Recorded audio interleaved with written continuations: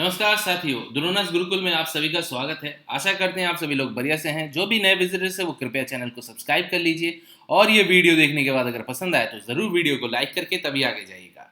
तो आ जाते हैं दोस्तों आज के वीडियो के ऊपर कि देख लीजिए दोस्तों। पहली बात, ये वीडियो जो है वो कल मतलब आपका 29 तारीख और 28 तारीख इन दोनों के ऊपर है कि उस समय मैंने क्या प्रॉफिट बुक किया और कहाँ पे नया पोजीशन बनाया। तो पोजीशन में प्रॉफिट बुक तो छोड़िए दोस्तों, अभी नया पोजीशन बनाना पड़ रहा है। ठीक है, कोई बात नहीं है।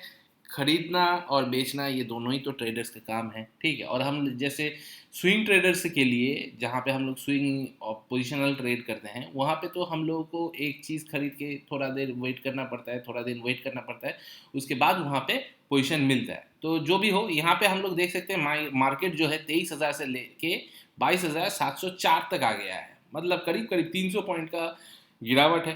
तो बहुत ही बढ़िया है। ये गिरावट होगा तभी ना मार्केट में नया पोजीशन बना पाएंगे हम लोग। नहीं तो जो प्रॉफिट बुक हो गया उसका बाद जो पैसा बचा हुआ है उसको तो हम लोग डिप्लॉय नहीं कर पाएंगे। तो उसी के हालात पे यहाँ पे वोलाटाइल मार्केट जो है एक तरफ से ट्रेडर्स का साथी होता है। ठीक है, मतलब सहयोगी होता है जहाँ पे हम लोग नया पोजीशन बना सकते हैं। तो यहाँ पे देखिए दोस्तों, मार्केट प्री ओपनिंग में तो ऐसे ही वोलेटाइल था। कभी कभी 22,800 पे क्रॉस करके 23,000 को टच करने का कोशिश किया, फिर 22,750, फिर मार्केट ओपन हुआ 22,762 पे और यहाँ पे जाते जाते 22,821 तक चला गया। लेकिन वहाँ से प्रॉफिट बुकिंग आई और मार्केट खत्म होते होते यहाँ पे 22,704 पे चला गया। तो ज़्यादा से ज़्यादा कितना गिर सकता है? 21,900, 21,800 इतना तक ही गिर सकता है, उससे ज़्यादा नहीं गिर सकता है मेरे को लगता है। ठीक है, तो इसके लिए मेरा पोजीशन ऑलरेडी मैंने हल्का करके रखा है। जैसे ही मैंने बताया था कि पहले मैंने पोजीशन बुक किया और जब जब मैंने पोजीशन बुक किया, यहाँ पे मैंने अपने यूट्यूब चैनल पे बताया भी है। जो लोग चैनल को सब्सक्राइब किए हैं, नोटिफिकेशन बिल को ऑन किए हैं, उन लोगों को वीडियो भी मिला होगा कि कब कब मैंने पोजीशन बुक किया। और अगर जानना चाहते हैं तो मेरा डेली पोजीशन वाला प्लेलिस्ट चला के भी देख सकते हैं। ठीक है, यूट्यूब में।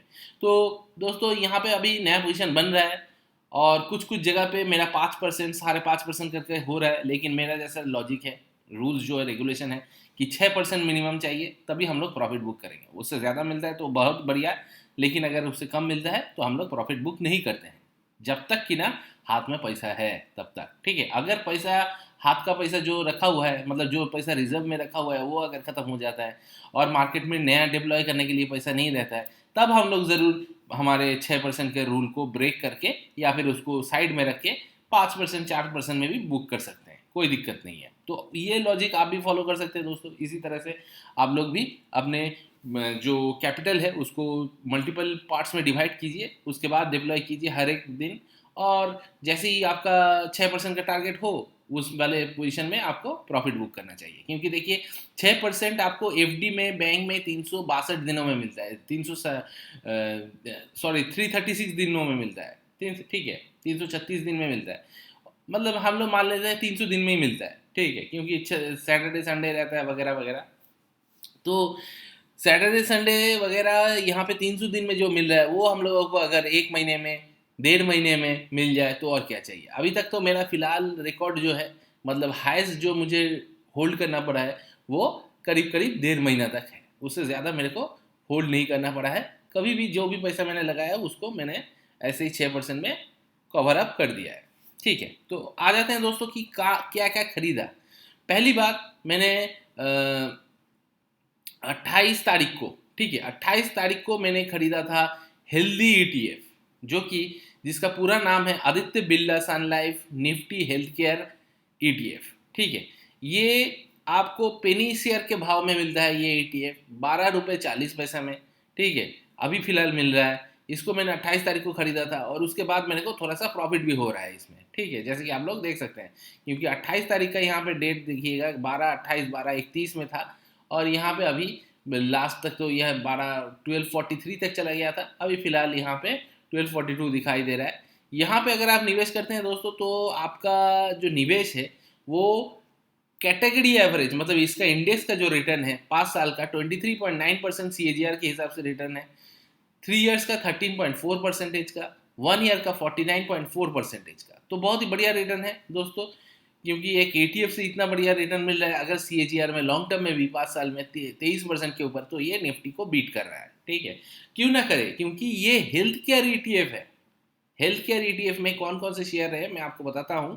पहले हम लोग उसका फंड साइज वगैरह देख लेते हैं। फंड साइज अभी 37 करोड़ का है, मतलब न्यू ETF है, ज़्यादा फंड नहीं है अभी इसमें, लेकिन फिलहाल बन जाएगा, कोई दिक्कत नहीं है, वॉल्यूम का कोई दिक्कत नहीं है इसमें।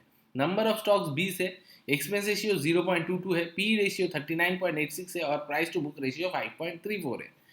ये फंड चालू हुआ था 2021 को, मतलब करीब करीब अभी 2000 यहाँ पे 2024 चल रहा है, तो उस हिसाब से करीब करीब 3 साल ही हुआ है सिर्फ। ठीक है, अगर आप इस ETF में निवेश करते हैं तो यहाँ पे सन फार्मा में आपका निवेश हो जाता है, सिप्ला में निवेश हो जाता है, डॉक्टर रेड्डीज में होता है, अपोलो हॉस्पिटल्स में होता है, मैक्स हेल्थ केयर हॉस्पिटल्स में हो जाता है, डिवीज लेबोरेटरीज, लुपिन, अरविंद फार्मा, मतलब फार्मे वाले सेक्टर्स में, जहाँ पे आपका हॉस्पिटल से लेके दवाई सब में निवेश होता है। Syngene international, Glenmark, about India, Laurus labs, Ipca, Torrent pharmaceuticals, Alkem, Zydus इसमें है।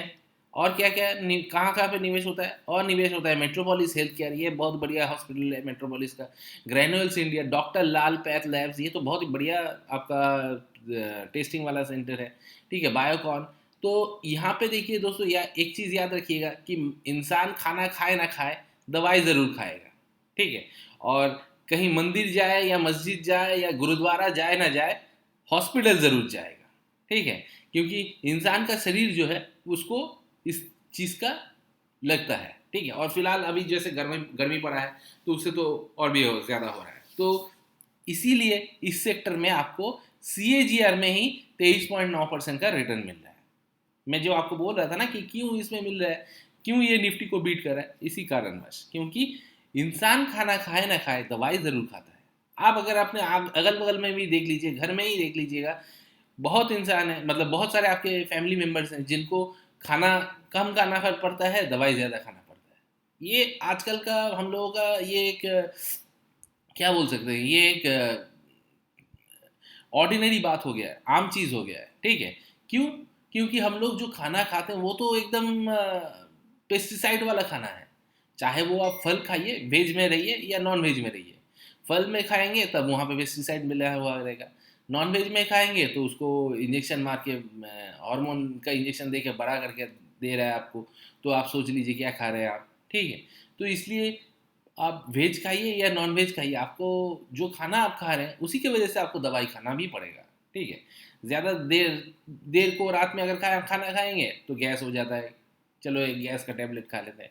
तो कुछ भी कीजिएगा, आपको दवाई चालू रखना पड़ेगा। ठीक है, मतलब एक ज़रूरत हो गया, पहले जैसा था रोटी कपड़ा मकान, अभी है रोटी कपड़ा मकान, उसके साथ मोबाइल और दवाई। ठीक है, तो दवाई का सेक्टर हमेशा चलेगा, उसके साथ हॉस्पिटल भी चलेगा, क्योंकि जो जो दवाई खाएगा उसको तो हॉस्पिटल भी जाना पड़ेगा डॉक्टर को दिखाने के लिए, डिस्पेंसरी में भी जाना पड़ेगा, और अगर भगवान ना करे अगर कुछ ज़्यादा कुछ प्रॉब्लम हो गया तो आपको वहाँ पे उनको हॉस्पिटल में भी भर्ती करना पड़ता है। तो यहाँ पे आपका हॉस्पिटल भी चलेगा, फार्मा भी चलेगा, और टेस्टिंग वाला सेंटर भी चलेगा। तो इसलिए हेल्दी ETF बहुत बढ़िया है। यहाँ पे फिलहाल इसका आप अगर 1 वीक का रिटर्न देखिएगा नेगेटिव में है, 1 मंथ का रिटर्न देखिएगा तो थोड़ा पॉजिटिव में है, और 1 साल का रिटर्न देखिएगा 50% के ऊपर रिटर्न है। फिर यहाँ पे एक कंसोलिडेशन पीरियड चल रहा है जो कि आपका फरवरी से चल रहा है, तो यहाँ पे ये एक ब्रेकआउट देगा तो ये आगे जाएगा। यहाँ पे भी जैसे ये ब्रेकआउट यहाँ पे कंसोलिडेट हो रहा था, यहाँ पे आपका अगस्त से लेके अक्टूबर तक हुआ, उसके बाद एक लॉन्ग आपका एक ब्रेकआउट दिया, उसके बाद यहाँ पे दोबारा कंसोलिडेट हो रहा है, उसके बाद दोबारा ये एक लॉन्ग देगा। ठीक है, आशा करते हैं वोट के बाद, लोकसभा इलेक्शन के बाद ये एक लॉन्ग जंप दे सकता है, तो उसके लिए हम लोग 6% का टारगेट लेके अभी इसमें निवेश कर चुके हैं। तो ये मैंने तो खरीदा था 28 तारीख को। 29 तारीख को मैंने क्या खरीदा, 29 तारीख को मैंने खरीदा HDFC सेंसेक्स। ये कौन सा है?